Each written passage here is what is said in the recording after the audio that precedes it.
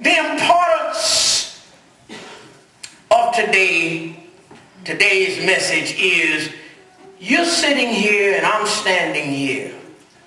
And you and I have no idea who has been victimized. There's some people that are sitting here right now ain't told the story. I remember. There are some young girls and boys that right now can be holding this secret. It even happens among relatives. When Amnon raped Tamar, it was not only rape, but it was incest. It happens.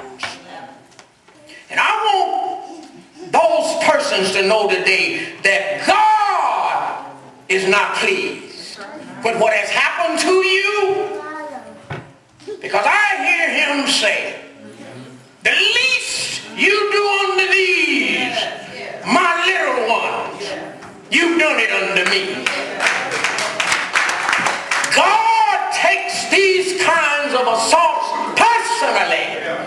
I hear him say on another occasion, he was talking about the little ones. He said, whoever the perpetrator is, it would be better for you if a millstone was hung around your neck and you be tossed off into the sea. I don't know what that punishment could be. But just like there have been some wrong people victimized and sent to prison, there are a lot of guilty ones walking around bragging about what they have done. But if you're the victim this morning, I want you to know, if nobody else knows, or you don't think anybody else cares, God cares. If you are harboring and holding grief and anger and fear and frustration, and you're wondering where and who will listen to me, I recommend that you call on Jesus. You may not think it does any good, but he said, come unto me. Call on me. He said, I'll be with you in the 6th hour, and in the 7th hour, I won't leave you alone. Oh, my brother. Oh, my sister, if it has happened to you, heaven cares. Cast all your burdens upon the Lord, for he cares for you. My brother, my sister, if you're here and you have been guilty of being the perpetrator, it was a dastardly deed, but there is forgiveness. There is forgiveness from heaven, but if that person whom you have violated is still around or is alive, you have a duty to go and ask and make amends to that person. This is a very difficult message because it walks into the very intimate sanctity of one's existence. Nobody gets out and brags about being raped. Many men have gone to prison. They don't come back and talk about what has happened to them. This is a very shameful thing. But I want you to know that heaven does not smile upon it. It's a part of why Jesus Christ came here. This is a mean world.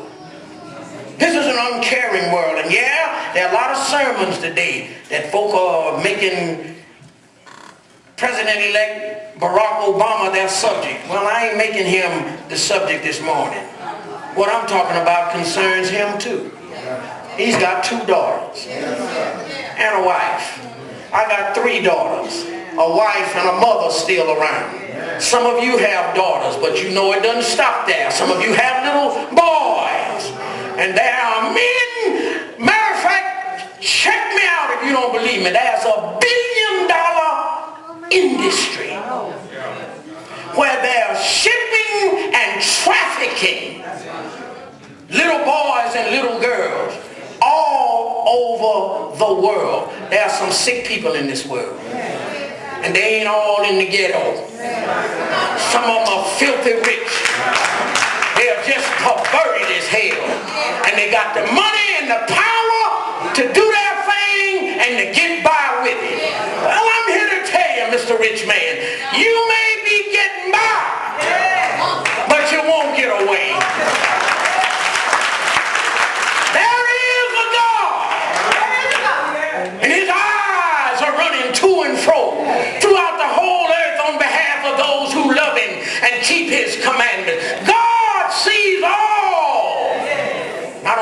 you, but I'm dependent on that. There are some people who think because they're in power and they got money that they can do anything they want to do, say anything they want to say, go anywhere they want to go. But God is no respecter of person. Wherever you are, God can bring you down.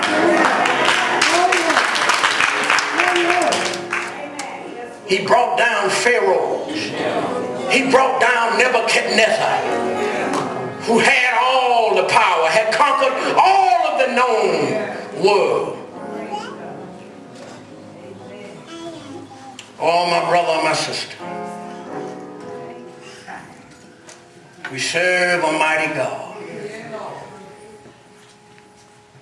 And I want us to be prayerful for those that it has happened to, but it ain't over.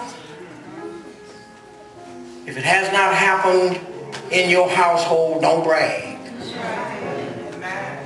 Don't brag.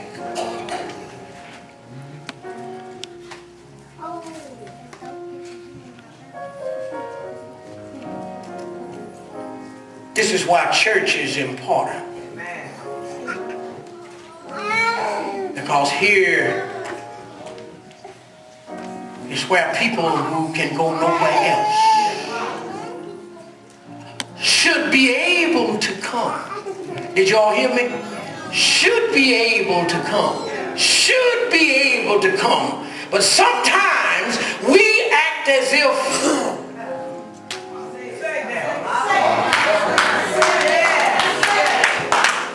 sometimes we can be so insensitive. But if we be real, there's somebody sitting here right now, or somebody who will hear my voice on the radio who is a victim, and it ain't funny to them.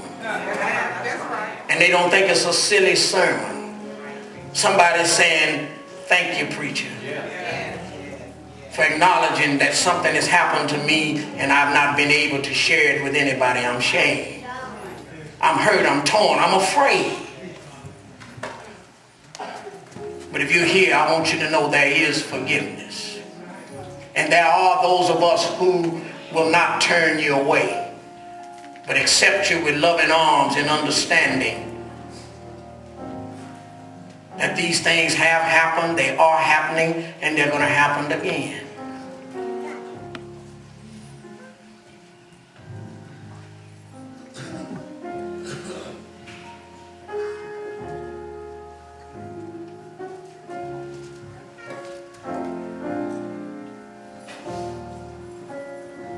If there's anyone